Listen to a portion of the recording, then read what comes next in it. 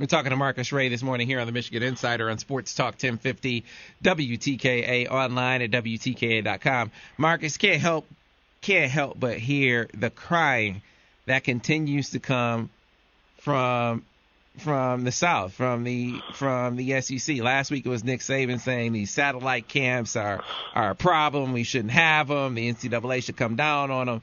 And then you saw Jim Harbaugh shoot back. He say, hey, man, we're inviting everyone in the country to our camp. How about that? Even you, Nick, you come be a keynote speaker. So then this week you get Auburn's AD saying, yeah, we aren't going to do that satellite camp stuff. Our guys aren't going to be attending that as a keynote speaker or otherwise, because we've been pretty successful. We don't need to expand our brand because we've been winning games, basically taking a shot at Michigan. And then Mark Richt came out and said, yeah, we want our coaches to have a break. We want our coaches to have some downtime. We don't want them to be worn down to a nub. Now, of all of this commentary, Marcus, I think Mark Richt was the most honest, because at the end of the day, and I want your take on this, all of this talk about satellite camps is about a choice that the SEC is making to not do them because they don't want to. Not about competitive advantage, about them, some schools being the haves and has-not. Man, they don't want to do this, Marcus. They don't want to be in early June going from state to state doing all of these camps. To me, that's what it's all about, and not them really being concerned about Michigan coming down to Alabama for one day a year.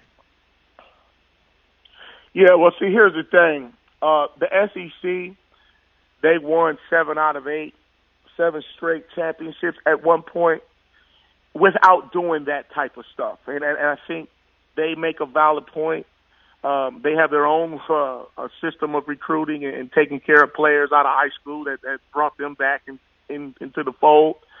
But what Harbaugh's doing is he is expanding the Michigan brand and trying to make Michigan football important again and get it back out front and get some of those great players at the South some of those players who used to leave the South don't leave anymore. Like, A-Train probably wouldn't have came to Michigan right now. He probably would have stayed at LSU. They would have just built the wall up, gave him a bunch of money and whatever else that's going on. No shot at Les Miles. I'm just kind of talking about a concept that's not happening. So what Harbaugh's saying is, you know what?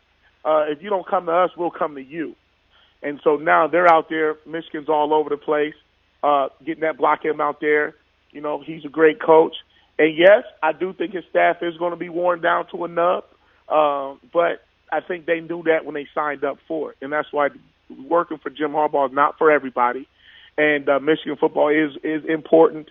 It's going to be something to talk about nationally, whether they're winning or losing. But Jim Harbaugh, he's trying to change the game.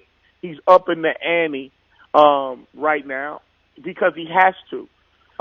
Michigan has to do something different than what they've done in the last 10 years. And if having satellite camps does it, of course, other coaches aren't going to like. You know how it is, Sam, when some people don't like when you move in your neighborhood. Like, Ira just bought the house a couple months ago, and Phil Bromley looked at Ira a little crazy when he pulled up next to him and when they was out in the back.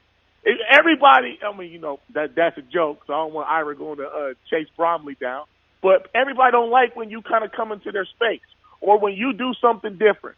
When you're that innovative mind and you come up with something and everybody else is used to doing it the same way, if it ain't fixed, if it ain't broke, don't fix it. But then if it is broke, then you got to fix it. And everybody's not going to be as happy for you as you are for yourself. And so what Harbaugh's doing is he's coming into people's backyards, making his presence felt, and then he's ruffling some feathers of teams that he's not even going to play. But it's not about who you play. You recruit against everybody.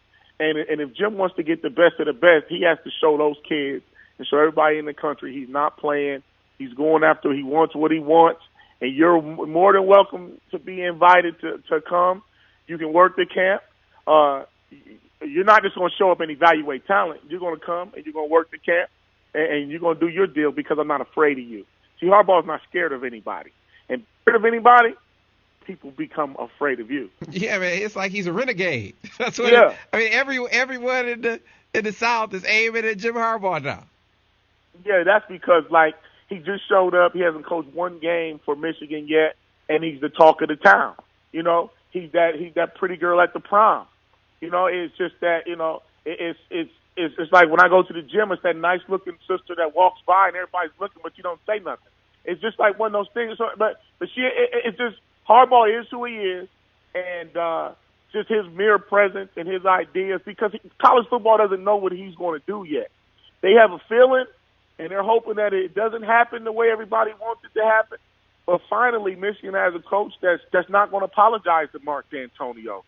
He's going to say, you know what, I wish I could have stuck the stake in the ground, and we're just going to, hey, next question. That's exactly how Jim will answer. He won't even finish the answer. He'll go right to the next question.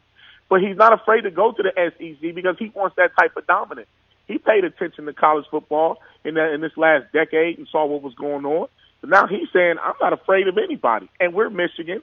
And when I get some pros on this roster, when I start plucking some of these people away from y'all and they play for me instead of against me, then it's going to be a problem. Because the one thing you're not going to do, you're not going to out-coach Jim. You may out-athlete some of the kids on this roster. You know, you may have an advantage here or there, but you're not going to out-coach him. And it's going to be interesting because he's going to give people a heavy dose of his new style of football. And it may not translate into wins right away, like you know, going undefeated or whatever, but he's going to be in every football game to the end. It's not going to be one of those things where the team plays well and gives up. You're going to see this team fight, but you're going to see some plays work that shouldn't work because he's smarter than most coaches. All right. So, Marcus, one more question. Just curious. You've been coaching in this game, playing this game for years. It's a well-known fact. The biggest sort of grouping of talent is in the South. I mean, there's more talent in the South per capita than anywhere else. That doesn't mean that there isn't great talent elsewhere. Obviously, Ohio is one of the top talent-producing states in the country. But why is that? Have you ever sat and thought about why that is? Why is the South where you find the most talent? Partly is because it's almost football all year round. They have good weather all year round, okay? And some high schools have spring football. And you don't find a lot of great basketball from the South either. Just when you look at the weather we have up north and in the Midwest, it forces you to go indoors for a period of time. And a lot of us like to play basketball. But those guys in the South, they're out running, always outside. Basketball's really not that important. Baseball's not all the way that, you know, baseball may be a little more important just because of the good weather. But I think that the South didn't always used to have, you know, the most talent. I think when you look at California, when you go west, because to me, the South is what you're talking to Texas and Florida, bigger states. And then California, big state west. Other than that, we're talking about the Midwest. You know, there's not a lot of great football players that come from the East Coast. That's more basketball. But I think geographically, now you're talking track from the South. You're talking, you know, hot weather states, larger states, and people see the money that's in football. So some of your better athletes are playing football.